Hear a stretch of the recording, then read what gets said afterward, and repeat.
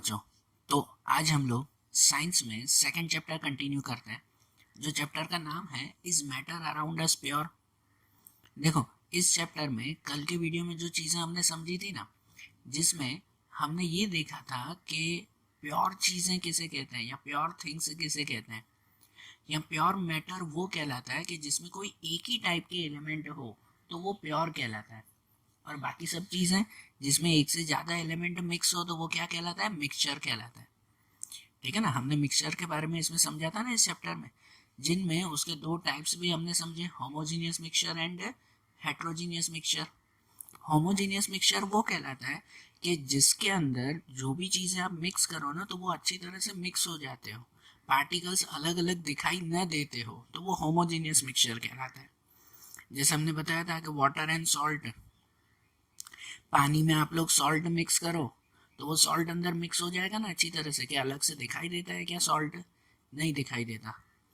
तो वो homogeneous mixture कहलाता है। ये फिर से बोल रहा हूँ क्योंकि ये नाम याद रखना बेटा, अब पूरे चैप्टर में यही नाम आएंगे। होमोजीनियस मिक्सचर मतलब जो अच्छी तरह से मिक्स हो जाता हो, और हेट्रोजीनियस मिक्सचर, तो हेट्रोजीनियस मिक्सचर वो कहलाता है कि जिसमें पार्टिकल्स अच्छी तरह से मिक्स नहीं हो पाते हो, कि जिस मिक्सचर में सभी पार्टिकल्स अलग अलग दिखाई देते हो तो वो हेट्रोजीनियस मिक्सचर कहलाता है। जैसे कि पानी में तेल मिक्स करो, वाटर एंड ऑयल, तो ऑयल मिक्स होगा नहीं, आपको अलग से दिखाई देगा उसमें। सही बात है कि नहीं? या तो फिर वाटर में सैंड मिक्स करो, पानी और रेती मिक्स करो, तो वो मिक्स होगी नहीं, आपको वो अलग से दिखाई देगी। तो ये सब चीज़ें हेट्रोजीनियस मिक्सचर कहलाती है। हमने ये समझे थे होमोजीनियस एंड हेट्रोजीनियस। उसके बाद सॉल्यूशन, सॉल्यूशन के बारे में समझा था कि सॉल्वेंट और सॉल्यूट मिक्स करो तो सॉल्यूशन बनता है। सॉल्वेंट एंड सॉल्यूट, सॉल्वेंट मतलब ये कहलाता है कि जिसमें जिसका प्रोपोर्शन ज़्यादा हो वो सॉल्वेंट, और जिसका प्रोपोर्शन कम हो वो सॉल्यूट। इन दोनों को मिक्स करो तो बनता है सॉल्यूशन। ये देखा था ना। और आज हमें उसी सॉल्यूशन के अलग अलग टाइप्स हमें पढ़ने हैं। सॉल्यूशन के टाइप्स देखने हैं आज हमें, कि जिसमें सबसे पहला टाइप आता है वो आता है सस्पेंशन सॉल्यूशन। सस्पेंशन सॉल्यूशन समझना, सस्पेंशन सॉल्यूशन मतलब क्या? ये एक तरह का हेट्रोजीनियस मिक्सचर है। कैसा मिक्सचर कहलाता है? Heterogeneous mixture. मतलब इनमें जो भी चीज़ें आप मिक्स करो ना तो वो अच्छी तरह से मिक्स नहीं हो पाती, वो हेट्रोजीनियस मिक्सचर। अब ये भी एक चीज़ सुनो कि कोई भी सॉल्यूशन का टाइप हमें समझना हो ना तो वो टाइप उनकी प्रॉपर्टीज़ के हिसाब से समझते हैं। कोई भी, जैसे सस्पेंशन सॉल्यूशन है तो प्रॉपरली सस्पेंशन सॉल्यूशन किसे कहते हैं वो उनकी प्रॉपर्टी और एक छोटे से एग्जांपल के थ्रू समझें। जैसे कि एक एग्जांपल लेते हैं कि अगर आप लोग पानी के अंदर रेती मिक्स करो, मतलब कि सैंड मिक्स करो, वाटर एंड सैंड, अगर आप लोग इनका मिक्सचर करते हो तो आप बताओ वाटर और सैंड मिक्स करोगे तो वो आपस में मिक्स होंगे? नहीं होंगे ना। ठीक है ना, आपको सैंड जो है वो पानी में अलग से दिखाई देगी। तो ये चीज़ें, ये एक तरह का सस्पेंशन सॉल्यूशन कहलाता है। जैसे अगर आप पानी में रेती मिक्स करोगे ना तो कुछ ऐसा होगा, ऐसा होगा ना कि ये अलग, ये अंदर जो है वो रेती रेती शायद दिखाई भी देगी। ये तो फोटो है, लेकिन अगर आप मिक्स करो तो रेती दिखाई देगी ना उसमें। फिर उसमें जो है वो, अगर आप इस वेसल को थोड़ी देर के लिए ऐसे ही छोड़ दो ना, उसको बिना हिलाए बिना टच किए छोड़ दो ना, तो क्या होगा पता है? ये दूसरी सिचुएशन के हिसाब से सभी रेती रेती यहाँ नीचे जमा हो जाएगी। होता है कि नहीं? ऐसे काफ़ी बार देखा होगा ना आपने। या ऐसी दूसरी भी आपने काफ़ी चीज़ें देखी होगी कि जिसके अंदर पहले आप मिक्स करो तो वो अंदर मिक्स तो हो जाता है, लेकिन थोड़ी देर बाद उसे छोड़ दो ना तो सब चीज़ें नीचे नीचे जमा हो जाती हैं। तो इस काइंड का जो सॉल्यूशन आता है ना, इस तरह का जो सॉल्यूशन हुआ ना, उसे हम लोग कहते हैं सस्पेंशन सॉल्यूशन। ठीक है ना, इस तरह का सॉल्यूशन वो सस्पेंशन सॉल्यूशन कहलाता है। समझ आ रहा है? तो सस्पेंशन सॉल्यूशन वो एक तरह का हेट्रोजीनियस मिक्सचर हुआ, है कि नहीं? इसमें अच्छी तरह से मिक्स नहीं हो पाता ना, जैसे सॉल्ट मिक्स हो जाता है वैसे ये रेती मिक्स हो पाती है क्या? नहीं, ये हेट्रोजीनियस मिक्सचर है। इसके अंदर के जो पार्टिकल्स होते हैं ना वो आप लोग नेकेड आई से, मतलब नॉर्मल आंखों से भी देख सकते हो। सही बात है ना, इसमें अगर आप रेती मिक्स करो पानी में तो वो पानी में रेती ऐसे ही दिखाई भी देगी ना।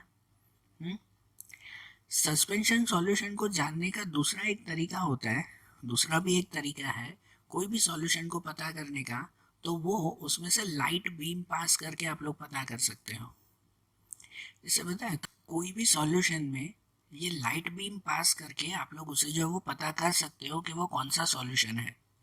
जैसे देखो आपको पता है अगर प्योर वाटर होता है ना, कोई भी प्योर सॉल्यूशन या कहो होमोजीनियस सॉल्यूशन जिसमें चीज़ें अच्छी तरह से मिक्स हो जाती है, होमोजीनियस सॉल्यूशन में से अगर समझो कांच का कोई ग्लास हो और वो होमोजीनियस सॉल्यूशन है, या समझो खाली पानी या पानी में सॉल्ट मिक्स किया हुआ है, तो उसमें से अगर आप लोग ये लाइट पास करोगे ना तो अंदर लाइट आपको दिखाई नहीं देगी। ठीक है, अंदर कोई लाइट दिखाई नहीं देगी, वो दूसरी तरफ से भले पास हो जाएगी लेकिन अंदर लाइट दिखाई नहीं देगी।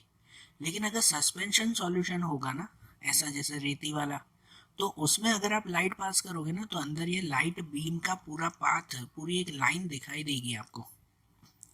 समझ आ रहा है, उसका जो है वो पूरा पाथ दिखाई देगा कि हाँ लाइट यहाँ से पास हो रही है। तो सस्पेंशन सॉल्यूशन में से लाइट पास करने पर उसमें जो है वो ये लाइट बीम दिखाई देती है, जिससे भी पता चलता है कि ये हेट्रोजीनियस सॉल्यूशन है।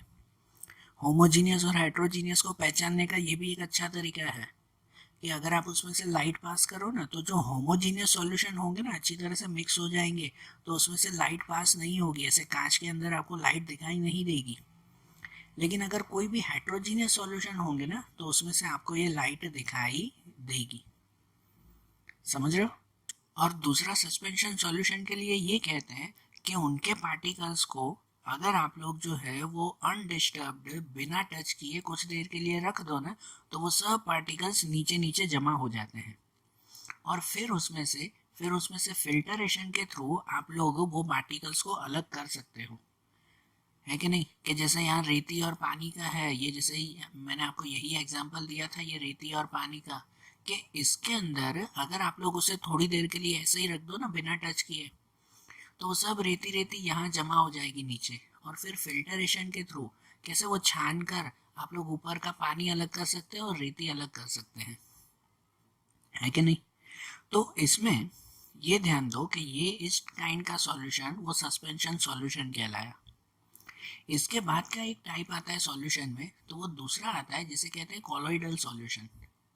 कॉलोइडल सॉल्यूशन, अब कॉलोइडल सॉल्यूशन मतलब क्या, पहले एक एग्जांपल से बताता हूँ मैं कि कॉलोइडल सॉल्यूशन वो एक तरह के ऐसे सॉल्यूशन कहलाते हैं जो दिखने में होमोजीनियस होते हैं लेकिन एक्चुअली वो हेट्रोजीनियस कहलाते हैं। समझ आ रही है? फिर से ध्यान से सुनना, जो दिखने में होमोजीनियस है, दिखने में लगेंगे होमोजीनियस है कि अच्छी तरह से सब मिक्स हो गया उसमें, लेकिन एक्चुअली वो हेट्रोजीनियस होते हैं, एक्चुअली उसमें अच्छी तरह से मिक्स होता नहीं है, वो कॉलोइडल सॉल्यूशन। तो कॉलोइडल सॉल्यूशन को पहचानना हो ना, जैसे उसमें आता है बटर मिल्क, आपने छाछ पी है ना, सबने पी है कि नहीं? घर पे भी आप लोग छाछ बनाते हो, छाछ में कौन कौन सी चीज़ें आप लोग मिक्स करते हो? उसमें दही मिक्स की जाती है, पानी मिक्स किया जाता है, फिर उसमें थोड़ा मसाला डालते हैं, है ना, ये सब चीज़ें मिक्स करके आप लोग छाछ बनाते हो ना। फिर वो छाछ जैसे आप अच्छी तरह से मिक्स कर देते हो ना, उसे अच्छी तरह से, तो वो दिखने में होमोजीनियस होता है कि नहीं? सब चीज़ें अच्छी तरह से मिक्स हो गई ऐसा लगता है हमें उसे। लेकिन उस छाछ के ग्लास को आप 5 मिनट जो है वो साइड में रख दो, जैसे खाना खाते खाते आप लोग जो है वो छाछ पीते हो, फिर ऐसा कहते हो कि चलो खाने के एंड में वो छाछ पियेंगे, तो थोड़ी देर आप रख देते हो, तो वो छाछ का ग्लास आपने रख दिया ना, तो थोड़ी देर बाद देखते हो कि उसमें ऊपर ऊपर पानी आ जाता है, नीचे नीचे पूरी छाछ रह जाती है, या दही मसाला सब नीचे रह जाता है और पानी ऊपर आ जाता है। देखा होगा कि नहीं? ये सही बात कि नहीं? तो इसका मतलब क्या कहलाए पता है, साइंटिफिक वे में अगर इसे कहें ना तो ऐसा कहते हैं कि वो था तो होमोजीनियस, हमें लगा कि दही पानी सब मिक्स हो गया, लेकिन 5 मिनट भी उसमें रख दो ना तो दही अलग हो जाती है, पानी अलग हो जाता है, मसाला एकदम नीचे नीचे रह जाता है कि नहीं? तो मतलब ये तो हेट्रोजीनियस कहलाया, कुछ मिक्स हुआ ही नहीं।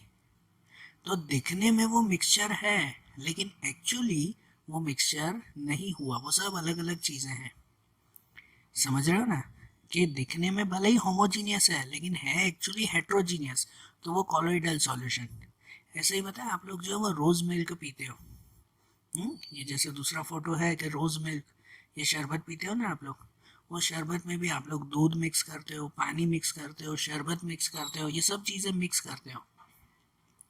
फिर चम्मच से मिक्स किया ना तो सब आपस में मिक्स हो गए, हमें लगा होमोजीनियस है, सब अच्छी तरह से मिक्स हो गए। लेकिन 5 मिनट उसे रख दो तो सब चीज़ें अलग अलग हो जाती है। ऊपर ऊपर पानी आ जाएगा, बीच बीच में जो है वो थोड़ा सा दूध रह जाएगा, नीचे नीचे शरबत आ जाएगा, है कि नहीं। तो पहले लगा हमें होमोजीनियस हो गया, सब अच्छी तरह से मिक्स हो गए। लेकिन 5 मिनट रखो तो पता चलता है कि ये तो हेट्रोजीनियस है, कि सब अलग अलग चीज़ें हैं। तो ऐसा सॉल्यूशन कॉलोइडल सॉल्यूशन कहलाता है। और ऐसे सॉल्यूशन को पहचानते कैसे हैं? ऐसे सॉल्यूशन को कैसे पहचाना जाता है कि ये होमोजीनियस है या हेट्रोजीनियस है? कि दिखने में तो होमोजीनियस लगता है कि नहीं। ये शरबत, आप लोग शरबत का ग्लास रख उठाओ तो ये दिखने में तो होमोजीनियस है कि इसमें सब चीज़ें अच्छी तरह से मिक्स हो गई ना, दूध, पानी, शरबत सब अच्छी तरह से मिक्स हो गया। लेकिन एक्चुअली ये हेट्रोजीनियस है। तो ये पता कैसे चले? तो ये पता चलता है ऐसे ही लाइट बीम पास करके, कि अगर ये चीज़ होमोजीनियस होती ना, अगर ये चीज़ होमोजीनियस होती ना तो उसमें से लाइट पास नहीं होती। जैसे आप ये देख रहे हो, ये वाला ग्लास, पहला ग्लास देख रहे हो ना, तो उसमें से लाइट पास नहीं ही होती अगर ये होमोजीनियस होता तो। और अगर ये हेट्रोजीनियस है ना तो उसमें से ये लाइट पास होगी, मतलब अंदर ऐसी लाइट दिखाई देगी जैसे दूसरे ग्लास में देख रहे हो। तो कोई चीज़ होमोजीनियस है या हेट्रोजीनियस है वो इस लाइट बीम से आप लोग पता कर सकते हो। लेकिन कोई भी आपकी छोटी सी लेजर लाइट हो, छोटी सी टॉर्च हो, आपके मोबाइल की फ्लैश लाइट हो, तो वही कांच के ग्लास में एक बार पास करके देखना। अगर होमोजीनियस होगा ना, अच्छी तरह से मिक्स हो गए होंगे ना, तो अंदर आपको लाइट दिखाई नहीं देगी इसकी तरह। लेकिन अगर वो अच्छी तरह से मिक्स नहीं हुए होंगे ना, हेट्रोजीनियस होंगे ना, तो अंदर आपको ऐसी लाइट दिखाई देगी। समझ आ रहा है? तो शॉर्ट और सिंपल ऐसा समझो, जो दिखने में होमोजीनियस लेकिन एक्चुअली हेट्रोजीनियस हो तो उसे हम लोग कोलॉइडल सॉल्यूशन कहते हैं, है कि नहीं। आप जो इवन कितनी बार है सुबह जब जब दूध भी पीते हो ना, तो वो दूध भी होमोजीनियस है या हेट्रोजीनियस है, वो आप लोग इस लाइट के थ्रू, इवन आपकी जो है वो नॉर्मल मोबाइल की टॉर्च, ये फ्लैश लाइट के थ्रू भी पता कर सकते हो। कितनी बार दूध भी एकदम प्योर नहीं आता, उसमें पानी की मिलावट होती है कि नहीं। तो दिखने में वो होमोजीनियस होता है, दिखने में लगता है कि नहीं ये तो एकदम प्योर है, सब अच्छी तरह से मिक्स है, लेकिन एक्चुअली वो हेट्रोजीनियस है। ये उसमें पानी की मिलावट है या नहीं, वो सिंपल से आप लोग जो है वो इससे ट्राई कर सकते हो। दूध को एक कांच के गिलास में उठाओ, है ना, जैसे छाछ है उसकी तरह ही दूध को एक कांच के गिलास में रख कर खाली जो है वो एक टॉर्च लाइट किसी दिन पास करके देखना। अगर दूध के अंदर आपको वो टॉर्च की लाइट दिखाई दे रही है ना, मतलब समझो उसमें काफ़ी मिलावट है, नहीं तो नहीं है। ये सिंपल सा सॉल्यूशन है, सिंपल सा एकदम एक्सपेरिमेंट है। समझ आ रहा है? और दूसरी बात कि ये जो कॉलोइडल सॉल्यूशन होते हैं ना, इनके बारे में भी अगर कुछ जाने तो ये भी एक तरह के हेट्रोजीनियस मिक्सचर ही है। हेट्रोजीनियस ना, दिखने में भले होमोजीनियस है लेकिन एक्चुअली तो हेट्रोजीनियस है। इनके अंदर की चीज़ें अच्छी तरह से मिक्स हुई होती नहीं है। इनमें, इनके अंदर के जो पार्टिकल्स होते हैं ना, वो पार्टिकल्स इतने छोटे होते हैं कि हमें नेकेड आई से दिखाई नहीं देते। जैसे पानी में रेती मिक्स करो तो रेती के दाने तो आपको पानी में दिखाई देते हैं ना अच्छी तरह से, लेकिन यही पानी में अगर शरबत मिक्स करो तो उसको आप अच्छी तरह से देख नहीं पाओगे, है, नॉर्मल आंखों से इसको देख नहीं पाते। उसे तो आप थोड़ी देर के लिए रख दो तो फिर जो है वो दिखाई देते हैं, है कि नहीं। कुछ देर के लिए अगर आप उसको अनडिस्टर्ब्ड, बिना डिस्टर्ब किए रख दो ना, तो आपको वो सब चीज़ें अलग अलग दिखाई देगी। लेकिन कोलोइडल सॉल्यूशन में दूसरा फ़र्क ये है कि इनमें जो चीज़ें आप लोग एक बार मिक्स कर देते हो ना, इसमें जो चीज़ें एक बार मिक्स कर देते हो तो वो चीज़ें आप लोग फिर फिल्टरेशन के थ्रू अलग नहीं कर सकते। हमने आगे सस्पेंशन सॉल्यूशन में क्या देखा था कि सस्पेंशन सॉल्यूशन में जैसे पानी और रेती मिक्स करते हैं, पानी और रेती मिक्स की तो थोड़ी देर बाद रेती रेती नीचे जमा हो जाएगी और फिर छन्नी के थ्रू उसको छान सकते हैं हम लोग, रेती अलग कर सकते हैं ना। लेकिन इसमें जैसे अगर ये छाछ है या ये शरबत है तो इसे थोड़ी देर के लिए रख दो तो नीचे नीचे मसाला जमा हो जाएगा, तो उसे आप छन्नी के थ्रू अलग कर सकते नहीं हो, ठीक है ना। कॉलोइडल सॉल्यूशन में फिल्टरेशन मेथड के थ्रू इन चीज़ों को अलग नहीं किया जा सकता। और ये कॉलोइडल सॉल्यूशन में जब हम लाइट पास करते हैं ना इसकी तरह, कि अगर लाइट पास करें, कोई भी नॉर्मल लेज़र लाइट, आपके मोबाइल की लाइट, कोई भी लाइट जब पास करो ना, तो उनके अंदर वो लाइट का पाथ दिखाई देता है, और सिर्फ दिखाई नहीं देता, इवन वो बहुत स्कैटर होता है, मतलब बहुत फैलता है। लाइट कॉलोइडल सॉल्यूशन के अंदर लाइट पास करने से वो लाइट पूरी फैलती है, और लाइट के इस फैलने को हम लोग साइंस की लैंग्वेज में कहते हैं टिंडल इफेक्ट। लाइट जब अच्छी तरह से जो है वो फैलती हो ना इस सॉल्यूशन में, तो उसे टिंडल इफेक्ट कहते हैं। हमारा नेक्स्ट एक छोटा सा पॉइंट है कि वो टिंडल इफेक्ट कहा जाता है। जैसे देखो ये एक्सपेरिमेंट समझो कि अगर आप लोग टॉर्च लाइट पास करते हो, अगर अगर एकदम जो है वो होमोजीनियस सॉल्यूशन होगा ना, या होमोजीनियस मिक्सचर होगा ना, तो उसके अंदर आपको लाइट दिखाई नहीं देगी। लेकिन अगर हेट्रोजीनियस सॉल्यूशन होगा तो उसके अंदर लाइट दिखाई देगी, और सिर्फ दिखाई नहीं देगी, वो लाइट पूरी फैलती हुई दिखाई देगी। यहाँ टॉर्च से लाइट कैसे निकल रही है, तो टॉर्च से तो एकदम छोटी सी ये लाइट निकल रही है, लेकिन उस सॉल्यूशन से आते आते वो लाइट ज़्यादा फैल जाती है। देखो सस्पेंशन सॉल्यूशन में भी लाइट फैलती है, लेकिन वो कम फैलती है। और कॉलोइडल सॉल्यूशन में ये लाइट बहुत ज़्यादा फैलती है। और यही चीज़ ध्यान दो कि लाइट का फैलना, इस पानी की वजह से लाइट का फैलना, तो उसको हम लोग साइंस में टिंडल इफेक्ट कहते हैं लाइट का स्कैटर होना मतलब फैलना, तो वो टिंडल इफेक्ट कहलाता है। ये टिंडल इफेक्ट आपको नेचर में बहुत दिखाई देता है, नेचर में हर जगह दिखाई देता है। जैसे आप लोग जो है वो कोई फॉग का टाइमिंग हो ना, पता है ठंडी के समय में, विंटर सीजन में सुबह सुबह और रात को फॉग हो जाती है, धुंध हो जाती है, या तो बारिश का मौसम हो तो बारिश के मौसम में भी आसपास बहुत फॉग होती है, धुंध होती है।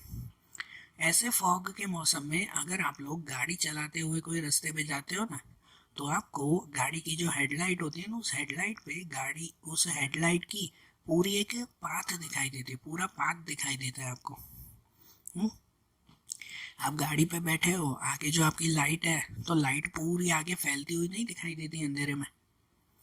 आपकी हेडलाइट तो एक छोटा सा सर्कल होता है खाली, लेकिन आगे देखो तो आगे पूरी लाइट फैल जाती है। तो ये भी क्या कहलाता है, टिंडल इफेक्ट कहलाता है।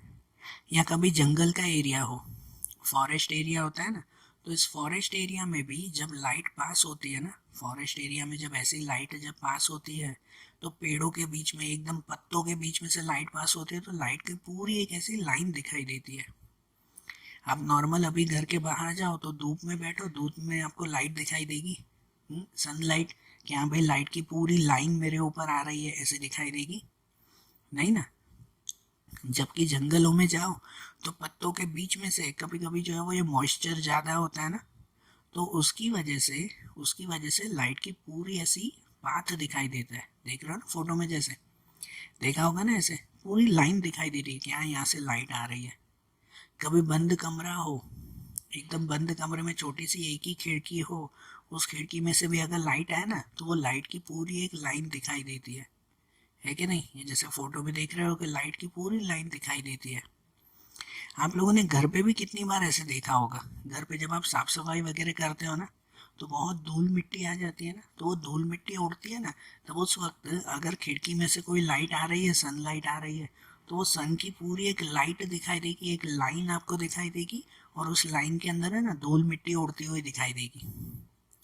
देखा होगा ना ऐसे, बहुत बार किया होगा, दिवाली की सफाई करते वक्त आपने ये देखा होगा। तो इसी तरह से कोई डस्ट पार्टिकल्स होते हैं ना, धूल मिट्टी वगैरह, तो उसमें से भी लाइट की पूरी एक लाइन, पूरा पाथ दिखाई देता है। लाइट स्कैटर होती हुई, मतलब कि फैलती हुई दिखाई देती है। और यही लाइट का स्कैटर होना, इसी को ही हम लोग टिंडल इफेक्ट कहते हैं। लाइट का स्कैटर होना मतलब कि लाइट का फैलना, तो वो क्या कहलाता है, टिंडल इफेक्ट कहलाता है। आप समझ आ रही है ना बात।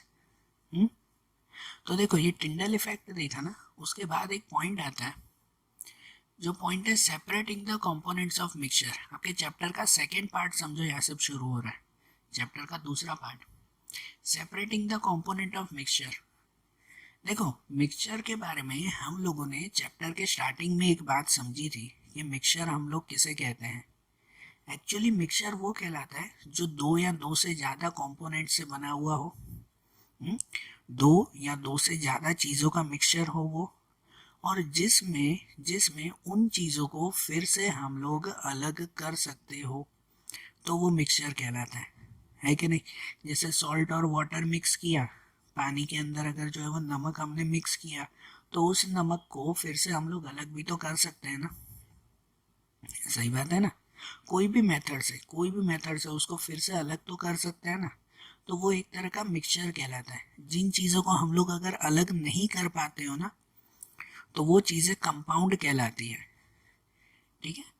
तो देखो, मिक्सचर का मतलब ही यही होता है कि जिसमें जो चीज़ें मिक्स हुई है ना, उसको हम लोग फिर से कोई भी मेथड से, एनी फिजिकल मेथड, उससे हम लोग अलग कर सकते हैं, सेपरेट कर सकते हैं। तो अब हमारे चैप्टर का पॉइंट ही वही आता है कि separating the component of mixture. जो भी चीज़ें मिक्स हुई हो ना, उसको अलग कैसे करें, उसके लिए कौन कौन सी मेथड है। तो वो सब मेथड अभी हमें समझनी है। एक एक करके मेथड समझेंगे। आज हम लोग पहली मेथड समझते हैं और बाकी की सभी मेथड्स हम लोग कल समझेंगे। तो देखो, इसमें हम लोग जो है वो मिक्सचर को अलग करने की कौन कौन सी मेथड है। एक पहली सबसे सिंपल मेथड आती है, जो मेथड है इवेपोरेशन मेथड। कौन सी मेथड? Evaporation method. सबसे सिंपल मेथड कोई भी कंपोनेंट्स को अलग करने की। लेकिन इसमें कौन से कंपोनेंट अलग होते हैं? तो ऐसे कंपोनेंट जो जो वाटर में, जो पानी में मिक्स हो, ध्यान से सुनना, जो पानी के अंदर मिक्स हो और जिसमें से वाटर इवेपोरेट हो जाता हो, लेकिन वो कंपोनेंट इवेपोरेट नहीं होता हो, तो ही उसमें से अलग किया जा सकता है। इवेपोरेट मतलब क्या? तो इवेपोरेट का मतलब ये होता है ना कि भाई उसे जो है वो गर्म करके लिक्विड का गैस में कन्वर्ट कर देना, तो वो इवेपोरेशन कहलाता है कि नहीं। लिक्विड चीज को गर्म करके उसको गैस में कन्वर्ट कर देना। हम्म। तो देखो, जैसे इसमें इसमें जो है वो एक दो हम लोग एग्जांपल देखे इवेपोरेशन का, कि अगर वाटर के अंदर सॉल्ट मिक्स हो, कौन सा? वाटर के अंदर अगर सॉल्ट मिक्स हो, तो उसको इवेपोरेशन मेथड से अलग कर सकते हैं। इवेपोरेशन मेथड से हम लोग उसे अलग कर सकते हैं। कि देखो, एक छोटा सा जो है वो वेसल ले लो, एक छोटा सा वेसल ले लो, उसके अंदर पानी और नमक मिक्स कर दो। जो सॉल्ट सॉल्यूशन आता है ना, वो सॉल्ट सॉल्यूशन उसके अंदर मिक्स कर दो वेसल में, और उस वेसल को बर्नर पे रख दो, मतलब उसे गर्म करने के लिए रख दो। तो जैसे ही उसे गर्म करोगे ना, तो उसके अंदर का जो वाटर होगा ना, पानी होगा ना, वो पानी इवेपोरेट हो जाएगा, मतलब धुआं बन के अलग हो जाएगा।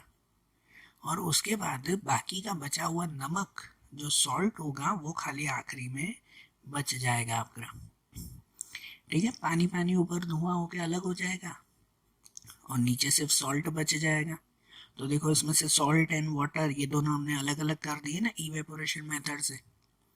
इवेपोरेशन मेथड में सिर्फ यही आता है कि भाई उससे पानी को गर्म कर दो कैसे भी। आप भले जो है वो एक ग्लास में पानी और नमक मिक्स करके धूप में भी रख दोगे ना, कभी रख के देखना, आज ही ट्राई करना।